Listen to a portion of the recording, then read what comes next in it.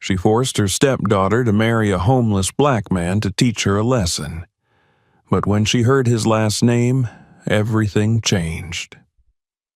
Subscribe to the channel and tell me where you're watching from in the comments. Michael Walker sat slumped against the cold brick wall of an abandoned building, the cracked surface rough against his back. His fingers clutched the frayed edges of a military-issue jacket, his only shield against the biting wind cutting through the streets of Chicago. The jacket was faded and stained, but it bore the insignia of his old unit, a silent reminder of the man he used to be. The neighborhood hummed with activity. Cars honked, voices argued, and the rumble of the subway overhead made the ground vibrate faintly. People bustled past him, their faces downturned, eyes fixed on their phones or the pavement, deliberately avoiding his gaze. The world kept moving, and Michael remained still, an invisible fixture of the city's underbelly. He shifted, pulling his knees closer to his chest, and tried to ignore the dull ache in his stomach. Hunger gnawed at him, but he was used to that now. Hunger was almost comforting, a constant that didn't betray him. What betrayed him was hope, the fleeting thought that maybe someone would stop and see him, really see him, instead of looking through him. Michael's eyes drifted toward the cracked sidewalk, where cigarette butts and crumpled fast food wrappers told their own stories of carelessness. A sharp gust of wind kicked up the debris, swirling it into the air like ash from a dying fire. He coughed and turned his head, eyes landing on the tarnished dog tags hanging from his neck. The metal was cold against his chest, a stark contrast to the heat he remembered from his deployment.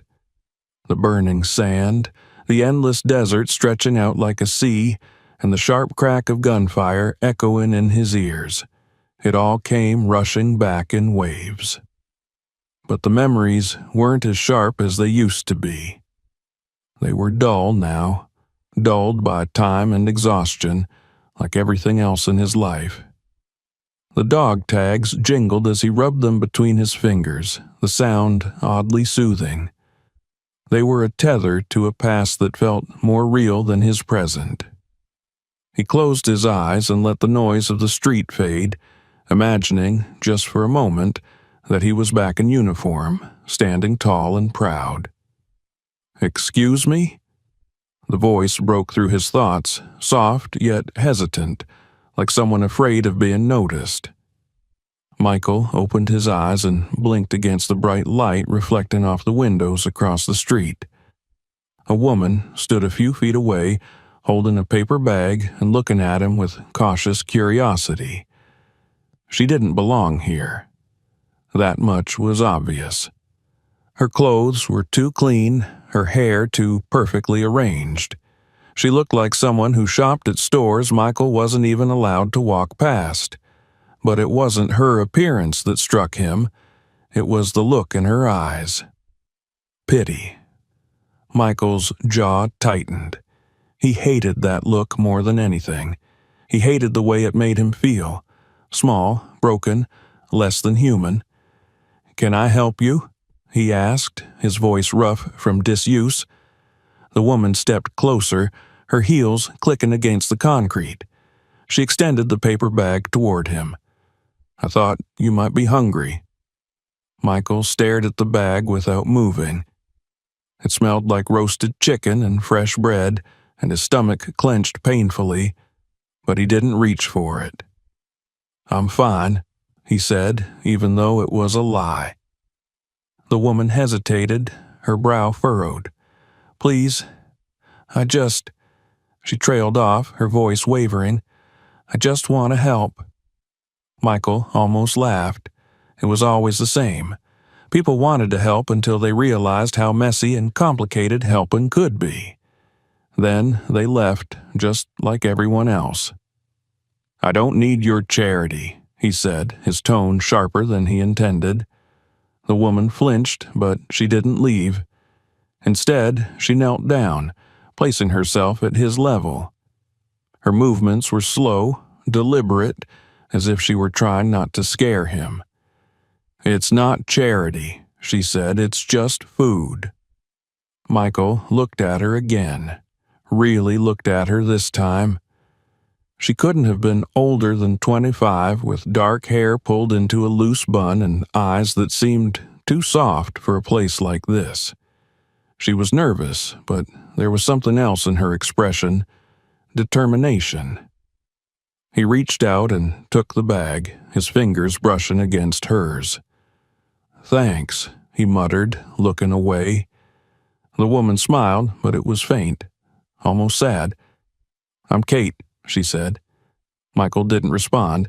He just opened the bag and took out the sandwich inside. It was still warm. Kate lingered, watching him. "What's your name?" "Michael," he said between bites. "Well, Michael," she began, but before she could say more, a sharp voice cut through the air. "Kate?" Michael froze. A tall woman in an expensive coat stood across the street, glaring at them. She had the kind of presence that demanded attention, her heels clicking ominously as she crossed the street. "Let's go," she said, grabbing Kate's arm. Kate resisted, glancing back at Michael. "Wait. No, now." The woman's voice left no room for argument. Kate shot Michael an apologetic look as she was dragged away. Michael watched them disappear around the corner, the sandwich suddenly tasting bitter. He didn't know why her leaving affected him. She was just another passerby, another stranger who would forget about him as soon as she got home, but something about her lingered, like the smell of her perfume in the air. He finished the sandwich, tucked the paper bag into his coat, and leaned back against the wall. The dog tags around his neck felt heavier now. Kate didn't speak as her stepmother pulled her into the car waiting at the curb. "What were you thinking?" Elizabeth hissed. "Do you know how dangerous people like that are?" "He wasn't dangerous," Kate argued, her voice trembling. "He was just a bum." Elizabeth cut her off. "And you're lucky he didn't rob you." Kate clenched her fists, staring out the window as the city blurred past. But her thoughts stayed on Michael, the man with the haunted eyes and the dog tags that gleamed in the sunlight. And somewhere, deep down, she knew this wasn't the last time she would see him. Michael sat on the edge of the cot in the shelter's dimly lit room. The mattress sagged under his weight, and the springs groaned as he shifted uncomfortably. The stale air carried the faint scent of bleach and despair. Around him, muffled snores and the occasional cough echoed off the cracked plaster walls. He stared at the sandwich wrapper folded neatly beside him, its paper edges smoothed out with care. It wasn't much, but it was a reminder that someone had looked at him, really looked at him, for the first time in months. Her name echoed in his mind. Kate. He wondered what she was doing at that moment, probably sitting in some high-rise apartment with a view of the lake, surrounded by things he couldn't even dream of owning. And yet, she had stopped. She had offered him food, a moment of warmth. That wasn't something he could forget easily. Michael leaned back against the wall, his eyes drifting towards the small, dirty window near the ceiling. The faint glow of the streetlights outside cast long shadows across the room, stretching like fingers across the floor. He tried to push thoughts of Kate out of his mind. People like her didn't belong in his world. They lived in a different reality, one where problems could be solved with a credit card swipe and compassion didn't come with strings attached. But he couldn't stop thinking about the look in her eyes, the quiet determination that said she wasn't just another passerby. The sound of heavy footsteps interrupted his thoughts. Michael sat up, instinctively tensing as the door creaked open. A woman stepped inside, her heels clicking against the concrete floor. She was tall, with sharp features and an air of authority that made the room feel even smaller. Michael recognized her immediately. The woman from the street, Kate's stepmother, Elizabeth. She carried herself like someone who owned the world, or at least expected it to bow to her. Her dark coat hung perfectly against her slim frame, and her hair was pinned back into a sleek knot. She didn't belong in a place like this, and the disdain in her eyes said she knew it. Michael stood, his instincts from years of military discipline kicking in despite himself. "What do you want?" he asked, keeping his voice steady. Elizabeth looked him up and down, her lips curling slightly as if she were inspecting damaged goods. "You," she said simply. Michael blinked. "Excuse me?" "You heard me," she said, stepping closer. "I have a proposition for you." He crossed his arms. "Not interested." She raised an eyebrow. "You might want to hear me out before you make any rash decisions." Michael clenched his jaw but said nothing. Elizabeth smiled thinly and extended a business card toward him. "Meet me here tomorrow morning. 10 o'clock sharp. I'll explain everything then." He didn't take the card. "Why me?" he asked instead. Elizabeth's eyes narrowed, and for the first time Michael saw something else beneath her carefully constructed exterior. Calculation. "Because you're exactly what I need," she said. And then she turned and walked out, leaving Michael alone with more questions than answers. The next morning, Michael found himself standing in front of a sleek glass building in the heart of downtown. He hated the way people looked at him as he stood there, shifting on his feet, his worn clothes making him stick out like a sore thumb. He almost turned around and left. Almost. But curiosity and desperation kept him rooted to the spot. When he stepped inside, the marble floors gleamed under the bright lights, and the hum of quiet conversations buzzed around him. He felt like an intruder, like security guards would pounce on him any second. A receptionist with a polished smile directed him to the elevator. By the time he reached the top floor, his palms were sweating. Elizabeth was waiting for him in a corner office with floor-to-ceiling windows that overlooked the city. She didn't bother to stand as he entered. "Sit," she said, gesturing to the chair across from her desk. Michael sat. Elizabeth leaned back in her chair, her fingers steepled in front of her. "Let's get straight to the point," she said. "I need you to marry my stepdaughter." Michael blinked. He had expected a job offer, maybe some menial task she didn't want to dirty her hands with. But this? "That's not funny," he said, pushing back his chair. Elizabeth's expression didn't change. "I'm not joking." Michael stood. "I don't know what kind of game you're playing, but I'm not interested." "It's not a game." Her voice was sharp, cutting through the room like a blade. "Sit down." He hesitated, but finally sank back into the chair. "Why?" he demanded. Elizabeth tapped her manicured nails against the desk. "My stepdaughter has ideals, naive ones. She thinks she can save the world, and she's willing to throw her life away in the process. I need to show her how foolish she's being." "And you think marrying me will do that?" "Yes," she said bluntly. Michael shook his head. "Find someone else." Elizabeth slid a manila envelope across the desk. "Open it." He hesitated before pulling it toward him. Inside was cash, more than he had seen in years, and a key. "$5,000 now," she said. "Another 10 once the marriage is finalized, and that key opens the door to an apartment I own downtown. It's yours for a year. No questions asked." Michael stared at the contents of the envelope, his heart pounding. "Why me?" he asked again. Elizabeth's gaze hardened. "Because you're desperate enough to take it." Her words stung, but they weren't wrong. He thought about the cold nights on the street, the hunger that gnawed at him, the humiliation of begging for change. But he also thought about Kate, her soft voice, her determination to see him as more than just another homeless man. "This isn't right," he said quietly. Elizabeth leaned forward. "Neither is starving to death. Think about it."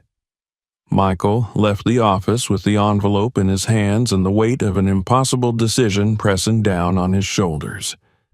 As he stepped outside, the wind hit him, cold and biting, and he wondered if he'd already lost the battle he was trying so hard to fight.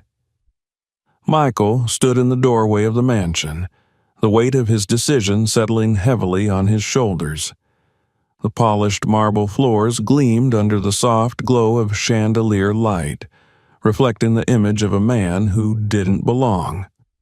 His boots, scuffed and worn, left faint marks on the pristine surface, as though the house itself rejected his presence. The doorman, who had barely acknowledged him upon arrival, lingered by the entrance, his eyes flicking up and down Michael's disheveled appearance. Michael adjusted the ill-fitting blazer Elizabeth had insisted he wear, though it still felt foreign against his skin.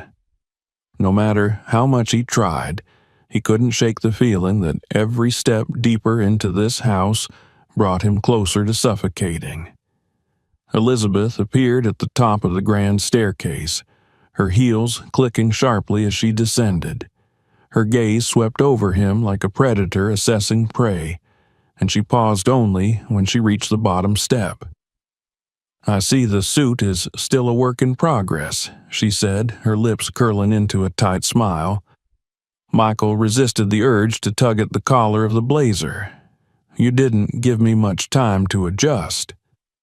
Elizabeth's eyes narrowed, but she didn't respond. Instead, she turned sharply and gestured for him to follow. "Let's get one thing clear," she said, as they moved through the cavernous halls lined with art Michael couldn't even pretend to understand. "You are here to serve a purpose. Your comfort, your opinions, they mean nothing." Michael bristled but bit his tongue. He'd known what he was signing up for. Still, hearing it laid out so plainly stung more than he expected. They entered a dining room that could have hosted a banquet. A long mahogany table stretched nearly the length of the room, set with china and silverware so polished they sparkled. At the far end sat Kate. Her hair was loose this time, falling in soft waves around her shoulders, but her expression was guarded. Her hands rested stiffly on the table, knuckles pale from the pressure. Elizabeth gestured toward a seat beside her. "Sit." Michael hesitated but did as he was told. The chair felt too soft, too fragile, like it might collapse under his weight at any moment. Kate cleared her throat. "So," she began, her voice slightly strained, "you said yes." Michael met her eyes. "Looks that way." An awkward silence stretched between them until Elizabeth clapped her hands. "Well," she said, her voice sharp, "now that we're all acquainted, let's discuss the rules." Michael's stomach churned. The following days blurred together in a haze of rules and rehearsed appearances. Elizabeth wasted no time turning Michael into her personal project, dragging him through fittings and etiquette lessons designed to smooth the rough edges she so clearly despised. The worst part wasn't the clothes or the forced smiles, but the stares. Everywhere he went, whether it was the butler eyeing him with disdain or Elizabeth's wealthy friends whispering behind manicured hands, Michael felt like an exhibit in a museum. He quickly learned to keep his head down, but it didn't stop the humiliation from sinking in. One evening, Elizabeth invited a group of friends for dinner. Michael wasn't prepared for the scrutiny that followed. "This must be the lucky man," one woman said, her tone dripping with false enthusiasm. She leaned in closer, her diamond earrings catching the light. "And what do you do, Michael?" He swallowed the lump in his throat. "I'm between jobs." Her painted lips twisted into a smirk. "Of course." The others laughed softly, their eyes flicking to Elizabeth, who sat at the head of the table, sipping her wine as though she hadn't noticed. Kate shifted uncomfortably beside him, but she didn't speak. Michael wondered if she was embarrassed or just scared. Later, as the guests filtered out and Elizabeth inspected the remnants of the evening like a general surveying a battlefield, Michael cornered her. "Was that necessary?" he demanded. Elizabeth raised an eyebrow. "You knew what you were getting into. I didn't sign up to be your punching bag." "Oh, but you did," she said, stepping closer. "You signed up to be exactly what I need, a lesson." Her words hit harder than any insult. The only relief Michael found was in the stolen moments he shared with Kate. Despite the circumstances, she had begun to open up to him, her sharp edges softening each time they spoke. She told him about her mother, how she had died when Kate was just 10, and how Elizabeth had swept in shortly after, taking control of the family and molding Kate into someone she didn't recognize. Michael listened, offering quiet reassurances, but he couldn't ignore the growing tension in her voice whenever she spoke about Elizabeth. "You don't have to let her do this to you," he said one evening as they stood by the garden. The air was thick with the scent of roses, but it felt suffocating. Kate shook her head. "You don't know her like I do. She doesn't lose." Michael met her eyes. "Maybe it's time someone made her." She looked away, but he saw the flicker of something dangerous in her expression. Hope. That hope was tested a week later when Elizabeth found them talking in the study. "Am I interrupting?" she asked, her voice deceptively sweet. Kate stiffened, stepping back. "Actually," Elizabeth continued, "I think it's time we address something important." Michael's stomach dropped. He didn't like the look in her eyes. "You're going to sign a prenup," she said, her tone cold and businesslike. Michael's fist clenched. "Excuse me?" Elizabeth smirked. "You didn't think I'd let you walk away with anything, did you?" He stood, but Kate grabbed his arm. "Don't," she whispered. Elizabeth's smile widened. "Smart girl." Michael stormed out, the walls of the house suddenly feeling even more suffocating. That night, as he sat alone in his room, Michael stared at the dog tags hanging around his neck. He had survived worse than this. But as he thought about Kate, her vulnerability, her fear, he realized this wasn't just about him anymore. It was about proving that people like Elizabeth didn't always win, and that sometimes even the broken could fight back. Michael paced the length of his room, the floor creaking faintly beneath his steps. The walls, painted in a muted cream, seemed to press inward, making the space feel smaller than it was. Outside the window, the perfectly manicured garden sprawled out in geometric precision, a stark contrast to the chaos churning inside his head. Elizabeth's words from the night before echoed in his mind. "You didn't think I'd let you walk away with anything, did you?" He had known she was manipulative, but the coldness in her voice, the sheer confidence with which she had wielded power, left a bitter taste in his mouth. Michael hated feeling like a pawn, and the longer he stayed under this roof, the clearer it became that Elizabeth intended to keep him under her thumb. His gaze drifted to the dog tags on the nightstand. They caught the faint light filtering through the window, reflecting it in a way that reminded him of his past, of what he had lost and what had brought him to this point. But now, something didn't add up. Elizabeth's sudden obsession with control, her insistence on keeping him close yet treating him like dirt, it wasn't just about teaching Kate a lesson. There was more to it, something hidden beneath her carefully constructed mask. Michael grabbed the tags and clenched them tightly, his thoughts swirling. He needed answers. The mansion was a labyrinth of hallways and closed doors, each room more opulent than the last. Michael moved quietly, his steps muffled by thick carpets as he made his way toward Elizabeth's office. He had seen her disappear inside earlier, and though he knew the risk, his gut told him he wouldn't get another chance like this. The door was locked. Of course it was. Michael hesitated before pulling a thin piece of metal from his pocket. Old habits died hard, and though it had been years since he'd last picked a lock, the muscle memory remained. Within seconds, the latch clicked and the door creaked open. He slipped inside, closing it softly behind him. Elizabeth's office was a shrine to wealth and power.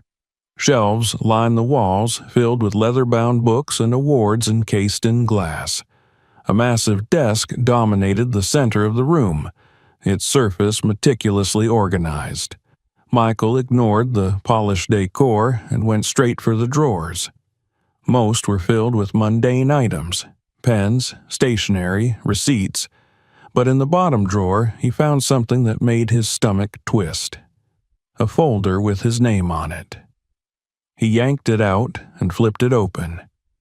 Inside were photos, grainy images of him taken over the past few months, shots of him sleeping on park benches, rummaging through trash cans, sitting outside shelters. But that wasn't all. There were reports, detailed accounts of his military service, his discharge, and his fall into homelessness. She had dug into his past, and the deeper Michael read, the clearer it became that Elizabeth had been watching him long before Kate ever approached him on the street. Why? Then he saw it. His family name circled in red ink. Walker. Beneath it was a newspaper clipping dated 15 years earlier. The headline jumped out at him, "Local family loses home in scandalous foreclosure scheme." His father's name was in the article. His mother's, too. Michael's hands trembled as he read the details. It described how the Walker family had been pushed out of their home after a series of questionable legal maneuvers orchestrated by a real estate developer. The name of that developer? Elizabeth Harlow. The room spun. Michael stumbled back, his legs hitting the edge of the desk. He sank into the chair, his mind racing. This wasn't a coincidence. Elizabeth hadn't just picked him at random. She had orchestrated this entire situation. She had taken everything from his family, and now she was using him as a pawn to control her stepdaughter. The realization hit him like a punch to the gut. This was personal.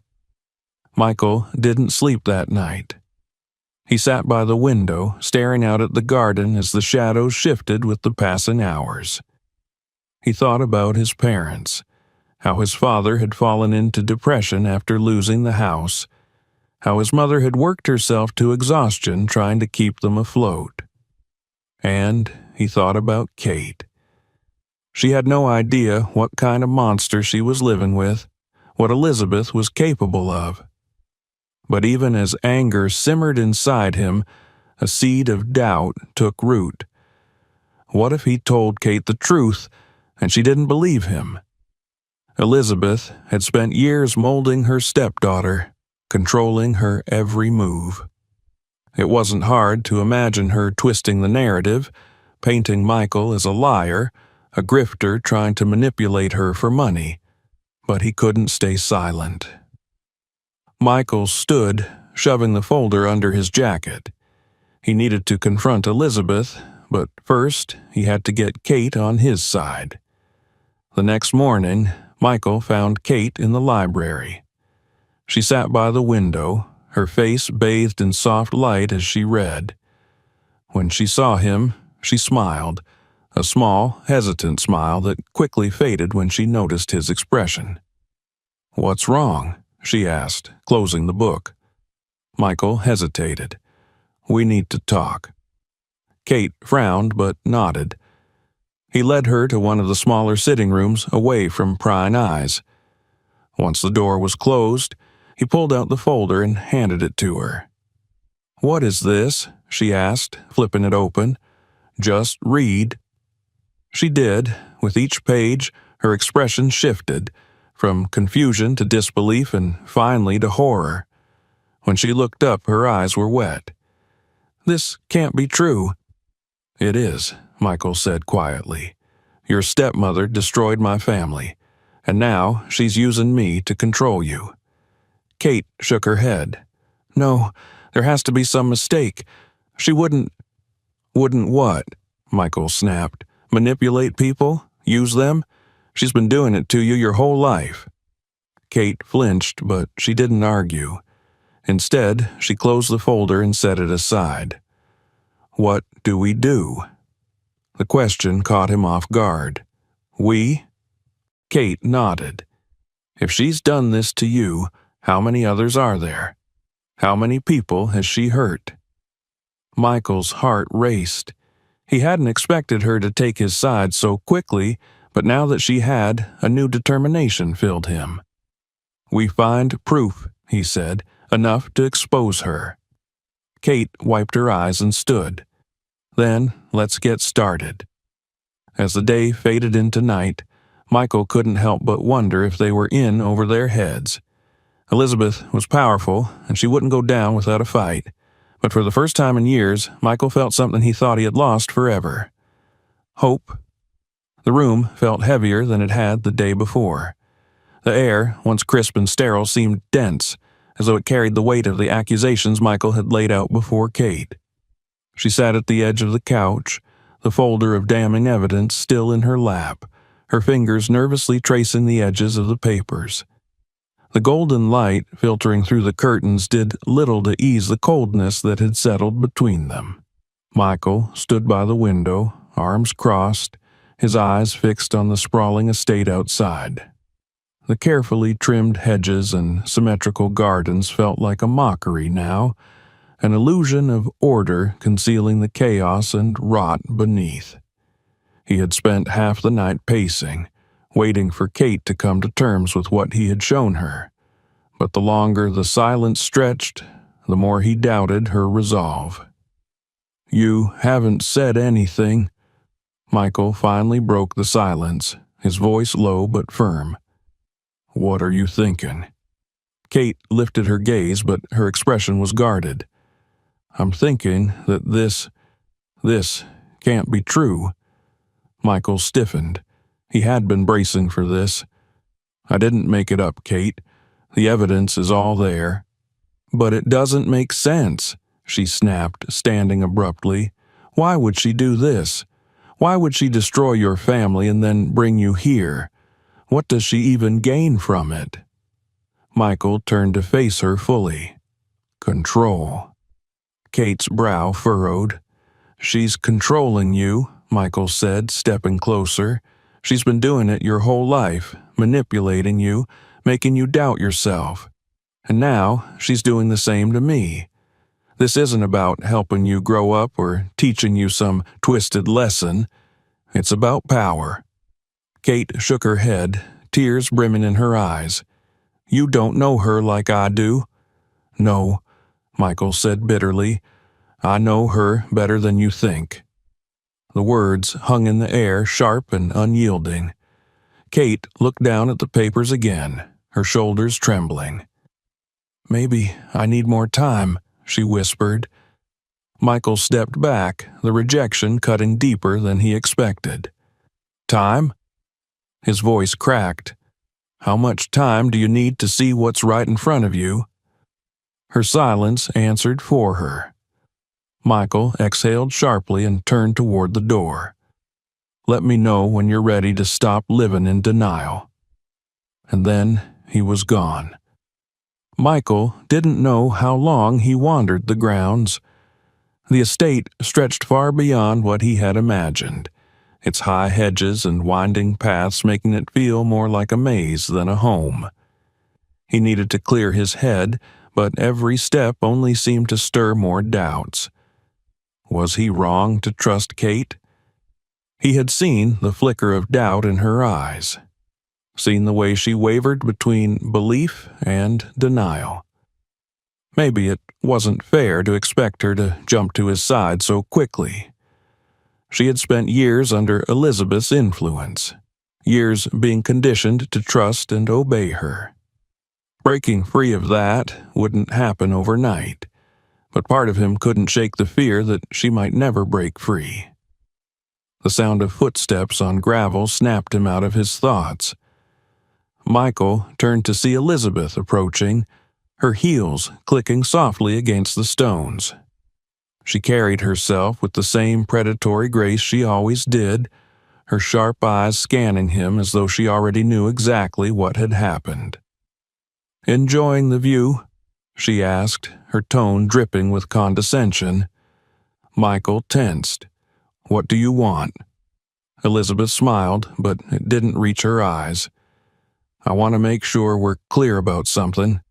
"Which is?" She stepped closer, her voice lowering. "You're here because I allow it. Don't mistake this arrangement for anything more than what it is, a transaction. And if you overstep again, I'll make sure you regret it." Michael held her gaze.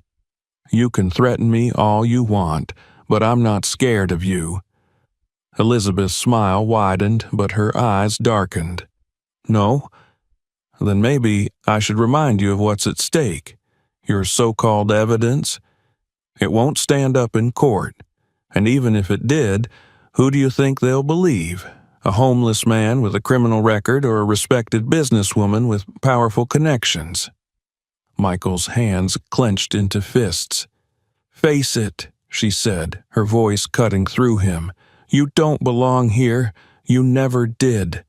And sooner or later, Kate will see that too." With that, she turned and walked away, leaving Michael alone with his anger and doubts. When Michael returned to the house, it felt different. The walls seemed closer, the shadows darker. He avoided the main hall, slipping into the smaller, less frequented corridors until he reached his room. But Kate was waiting for him. She stood by the window, her arms wrapped around herself as though she were trying to hold something together. "I'm sorry," she said before he could speak. Michael froze. "I just needed time," she continued, her voice trembling, "to process everything, to make sense of it." "And?" Michael asked cautiously. Kate turned to face him, her eyes filled with determination.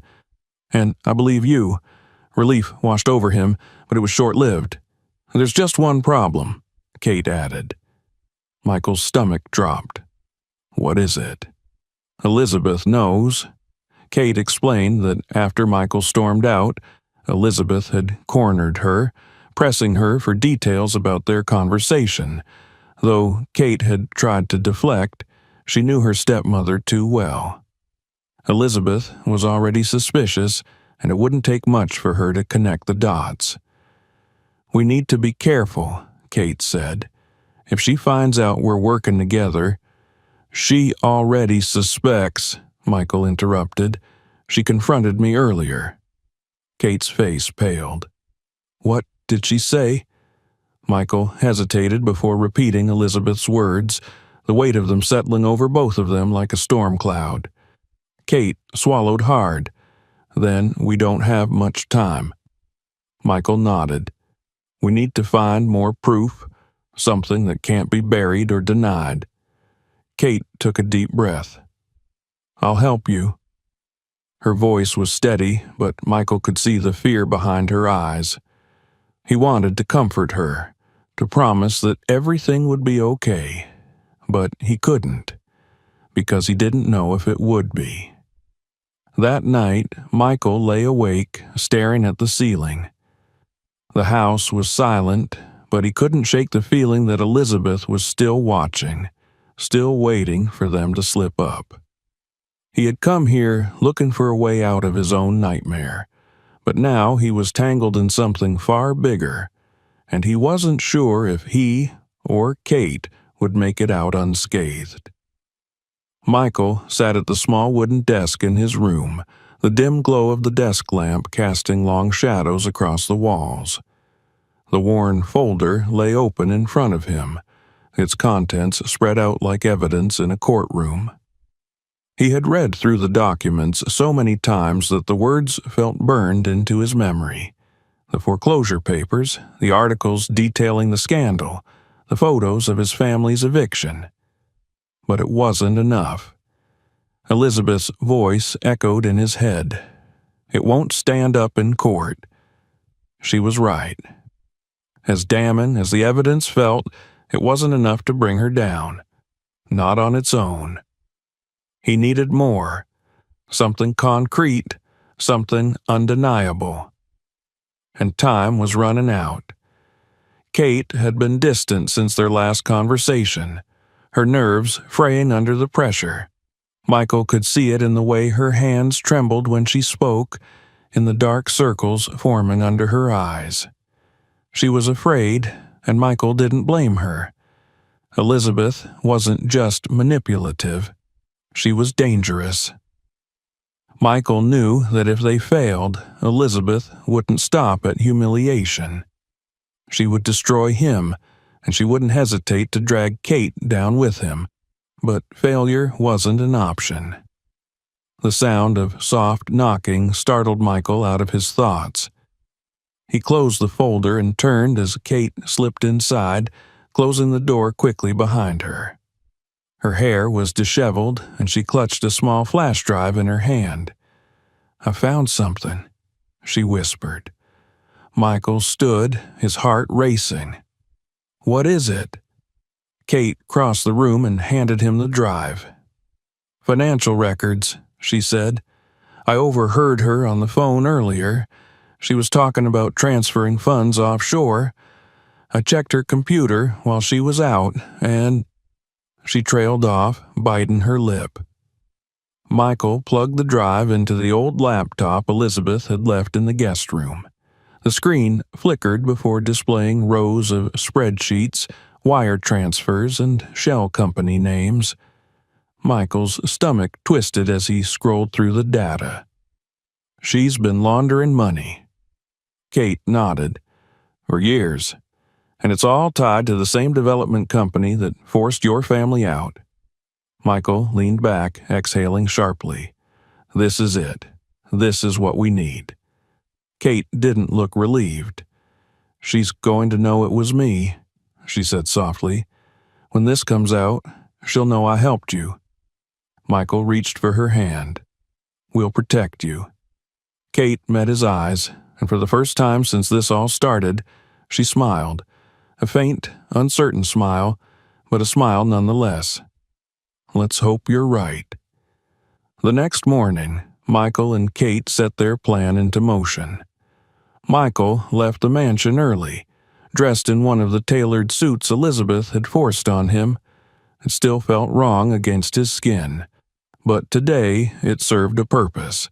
He needed to look the part, not as a homeless veteran, but as a man who belonged in Elizabeth's world.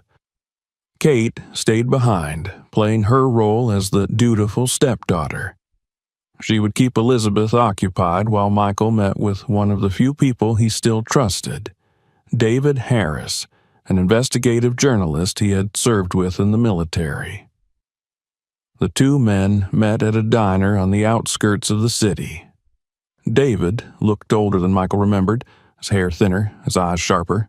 "Long time," David said, leaning back in the booth. "Didn't think I'd ever hear from you again." Michael slid the flash drive across the table. "I need your help." David raised an eyebrow but took the drive. "What's on this?" "Enough to take down Elizabeth Harlow." The name caught David's attention. He leaned forward, lowering his voice. "You serious?" Michael nodded. "It's all there. Money laundering, fraud, illegal evictions. She's been covering her tracks for years, but this connects everything." David studied him for a long moment before pocketing the drive. "This could be big," he said, "but you know she won't go down quietly." Michael's jaw tightened. "I'm counting on it." Back at the mansion, Kate was struggling to keep her composure. Elizabeth had called an impromptu meeting with her lawyers, and Kate had spent the entire afternoon smiling politely while Elizabeth paraded her latest business ventures. It wasn't until the guests left that Elizabeth turned her attention to Kate. "You seem distracted," Elizabeth said, pouring herself a glass of wine. Kate forced a smile. "Just tired." Elizabeth studied her for a moment before setting down the glass. "You've been spending a lot of time with Michael," she said. Kate's stomach dropped, but she kept her expression neutral. "You told me to make it look real." "Don't get too comfortable," Elizabeth warned. "He's not one of us, and he never will be." Kate swallowed hard. "I know." Elizabeth's eyes narrowed, but before she could say more, her phone buzzed. She checked the screen and frowned. "Stay here," she ordered, grabbing her coat and heading for the door. Kate waited until she heard the front door close before sprinting upstairs to Michael's room. Michael returned late, his clothes rumpled and his face lined with exhaustion. Kate was waiting for him, pacing the floor. "Well?" she demanded. Michael closed the door behind him. "David's running with it." Kate exhaled. "So it's happening?" Michael nodded. "But we're not done yet. Elizabeth's going to fight back, and we need to be ready." Kate sat down on the bed, her hands trembling. "What if she finds out before it goes public? What if—" Michael knelt in front of her, taking her hands in his. "Then we face her together." Tears welled in Kate's eyes, but she nodded. The next few days passed in a blur. Michael and Kate kept up appearances, playing their roles as Elizabeth's perfect couple while secretly preparing for the fallout. Michael couldn't shake the feeling that Elizabeth knew something was off. She watched him more closely, her questions sharper, her smiles thinner. Then, on the eve of the announcement, everything fell apart. Michael returned to his room to find it ransacked. Drawers pulled out, papers scattered. The folder was gone. And so was Kate. Panic gripped him as he searched the mansion, but there was no sign of her. Elizabeth found him first. "You should have known better," she said, her voice cold. Michael's heart pounded. "Where is she?" Elizabeth's smile was sharp. "Safe, for now." Michael lunged toward her, but guards stepped in, forcing him back. "You're done," Elizabeth said. "Tomorrow you disappear." Michael struggled against the guards, but Elizabeth only turned and walked away. And as the door slammed shut behind her, Michael knew the final battle had begun. Michael sat in the dimly lit room, his wrists raw from the zip ties that bound them. The heavy wooden chair creaked as he shifted, testing the strength of the bindings for the 5th time. They held firm. The walls around him were bare, the cold concrete floor amplifying the emptiness of the space. He didn't know where he was. Elizabeth's estate was too vast to map out in his mind, but the lack of windows and the faint hum of machinery suggested a basement or storage room. The last thing he remembered was the guards forcing him through a back entrance, Kate's name echoing in his head as he struggled against their grip. Now, hours later, the fear had settled into a cold, calculated resolve. He wasn't going down without a fight. The door creaked open, and Michael looked up to see Elizabeth stepping inside, her heels clicking sharply against the floor. She wore a fitted black dress, the kind of armor that spoke of control and power. Behind her stood one of her guards, broad-shouldered, silent, and armed. "Comfortable?" Elizabeth's voice cut through the room like a blade. Michael glared at her. "Where is Kate?" Elizabeth smirked, her eyes cold. "Safe. Let her go." Elizabeth tilted her head, feigning curiosity. "Why would I do that?" Michael's jaw tightened. "Because she has nothing to do with this." "Oh, but she does." Elizabeth stepped closer, her heels echoing ominously. She let herself get attached. She let herself believe that you were worth something. She leaned in, her voice dropping to a whisper. And now she's going to learn just how wrong she was. Michael's muscles tensed. "You're a coward."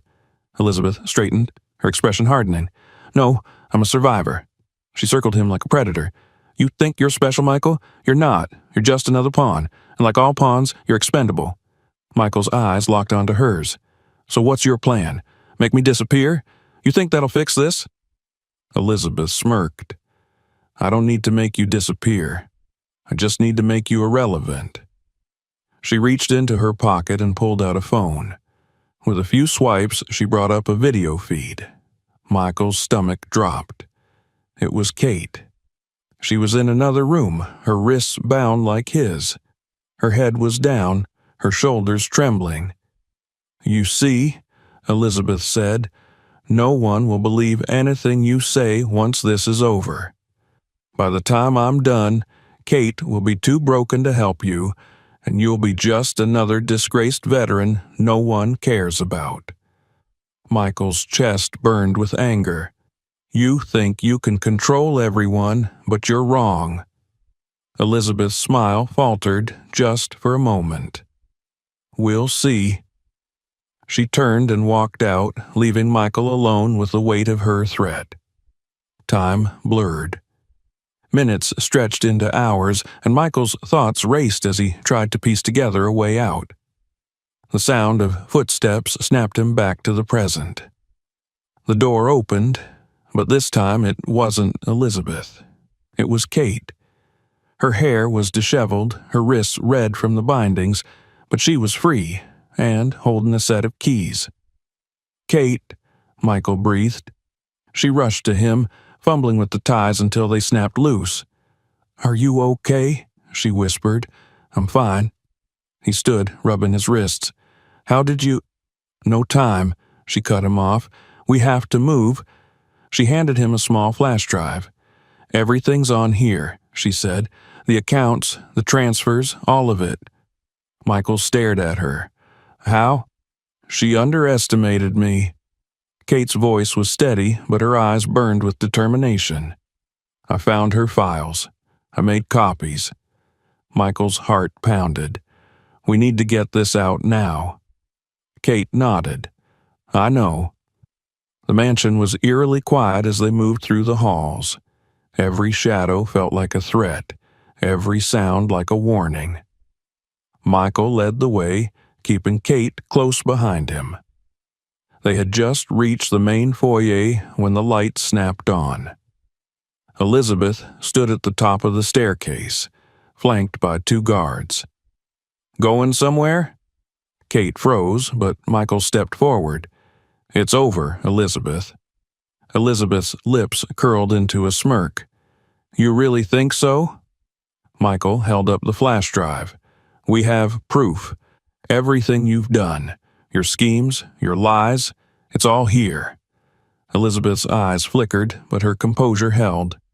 "You're bluffing," she said. Michael smiled coldly. "Try me." For the first time, doubt crossed her features. "You can't win this," she said, her voice hardening. Michael took a step closer. "I already have." Elizabeth's mask cracked. She motioned to the guards, but before they could move, the front door burst open. David Harris strode in, flanked by two uniformed officers. "Elizabeth Harlow," David called out, his voice echoing through the room. "You're under investigation for fraud, money laundering, and illegal eviction practices." Elizabeth's face paled. "This is absurd." David held up a stack of papers. "We have evidence. Enough to bury you." Michael felt Kate's hand tighten around his. Elizabeth's eyes darted between the guards and the officers, but there was nowhere to run. One of the officers stepped forward. "Ma'am, please come with us." Elizabeth's lips pressed into a thin line, but she didn't resist. As the officers led her away, Michael exhaled, the tension finally breaking. Kate turned to him, tears streaming down her face. "It's over," she whispered. Michael pulled her into his arms. "Not yet," he said, "but it's a start." The fallout came quickly. News outlets ran the story for weeks. Elizabeth Harlow's empire crumbling under the weight of scandal and public outrage. Her assets were frozen, her allies abandoned her, and the legal battles promised to drag on for years. But Michael wasn't interested in revenge. He and Kate moved into a modest apartment, far from the shadows of Elizabeth's mansion. Together, they began rebuilding, not just their lives, but the lives of those Elizabeth had destroyed. Michael used his share of the settlement to launch a foundation for homeless veterans, offering housing, counseling, and job training. Kate worked beside him, her passion for justice reignited. And as they stood together, watching the first group of veterans move into their new homes, Michael finally felt something he hadn't in years: peace. Michael stood at the edge of the small construction site, the hum of machinery and the clang of metal filling the crisp morning air. The foundation of the new shelter was taking shape, wooden frames rising from the dirt, marking the start of something that had once seemed impossible. He gripped the clipboard in his hands, scanning the plans one last time before stepping closer. Behind him, workers bustled, their voices overlapping as they measured, lifted, and hammered. It wasn't perfect, nothing ever was, but it was progress. And for Michael, progress was enough. The sunlight warmed his back, but his thoughts were still heavy. He hadn't allowed himself much time to reflect, but as the dust settled in the aftermath of Elizabeth's fall, the weight of the past weeks pressed down on him. Her arrest had made headlines, her empire crumbling in the court of public opinion before the legal system even had its turn. Yet, even as Michael watched her being led away in handcuffs, part of him couldn't shake the bitterness that lingered. Elizabeth had lost everything, but her downfall didn't undo the damage she had caused. Not to his family, not to the countless others whose lives she had ruined. Justice felt hollow when it came too late to fix what had already been broken. A gentle hand touched his arm, pulling him from his thoughts. "Hey." Kate's voice was soft, but the resolve in her eyes was unmistakable. She wore jeans and a simple sweater, her hair pulled back into a loose ponytail. She looked different now, less like the woman trapped in Elizabeth's shadow, and more like someone who had finally stepped into her own light. Michael offered a small smile. "Hey." Kate glanced at the construction site. "It's really happening." "Yeah," Michael said. "It is." She folded her arms, leaning slightly against him. "I almost can't believe it." Michael turned to face her. "Believe it. We made it happen." Kate's smile faltered, her eyes clouding for just a moment. "But what if it's not enough?" Michael reached for her hand, squeezing it gently. "It's a start." She nodded, but he could see the doubt lingering, and he understood it, because he felt it too. The weeks following Elizabeth's arrest had been a whirlwind.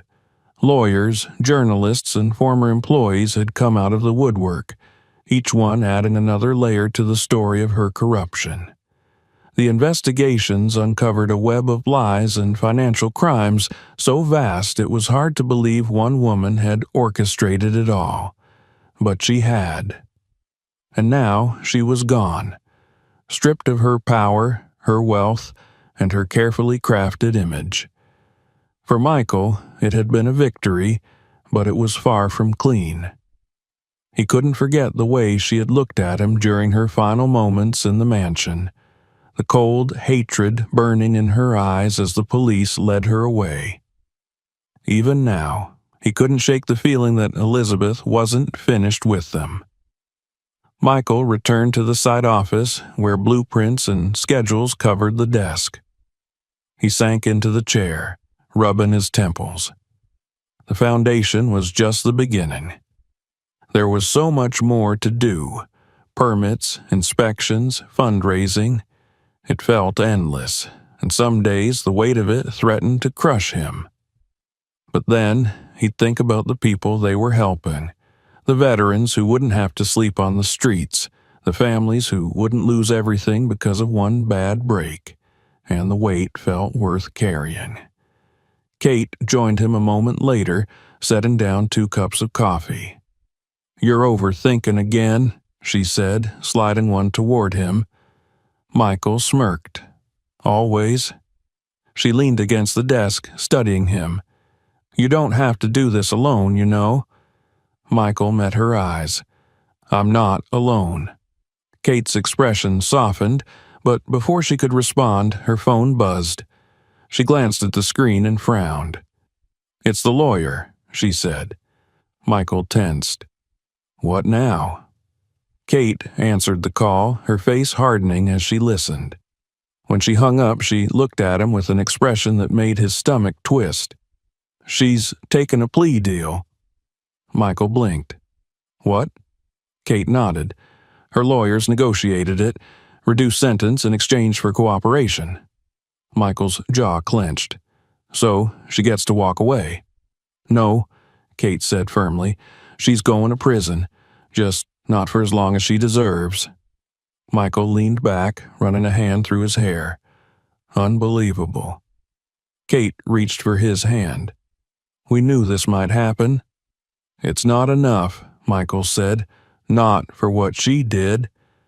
Kate squeezed his fingers. "No, it's not. But she's not in control anymore. That matters." Michael exhaled slowly, forcing himself to let the anger go. As the weeks passed, the shelter began to take shape. Walls rose, windows were installed, and rooms were furnished. Michael spent long hours at the site, overseeing every detail, but he wasn't alone. Kate was there, always, organizing volunteers, meeting with donors, and reminding him why they had started this project in the first place. And slowly, Michael began to feel something he hadn't in years. Hope. On the day of the shelter's grand opening, the air buzzed with excitement. A small crowd had gathered, local officials, community members, and reporters eager to cover the story of a man who had once been homeless, now helping others find their way back. Michael stood at the front, his hands trembling slightly as he gripped the microphone. He cleared his throat. "Thank you all for being here today," he began. The crowd quieted, their attention fixed on him. "This isn't just a building," Michael continued. "It's a promise that no one has to face their struggles alone.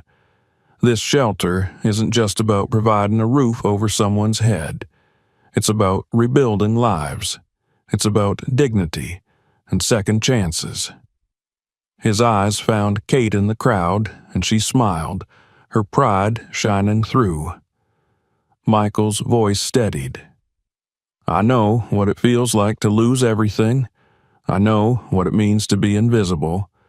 But I also know what it means to be seen, to be given a chance. And that's what we're here to do." Applause erupted as Michael stepped back, his heart pounding. Kate joined him a moment later, slipping her hand into his. "You did it," she whispered. "We did it," Michael corrected. That night, as the last guests left and the shelter's doors officially opened, Michael and Kate stood outside, watching the lights glow warmly through the windows. It wasn't perfect. There were still battles to fight, still wounds that hadn't healed. But for the first time in years, Michael felt like he belonged somewhere. And as he looked at Kate, he knew he wasn't just rebuilding a shelter. He was building a life. Thank you for watching this video. Subscribe to the channel so you don't miss new stories, and share this video with your friends. Maybe it will make someone think. Check out the other videos on the channel for more powerful stories and inspiring topics.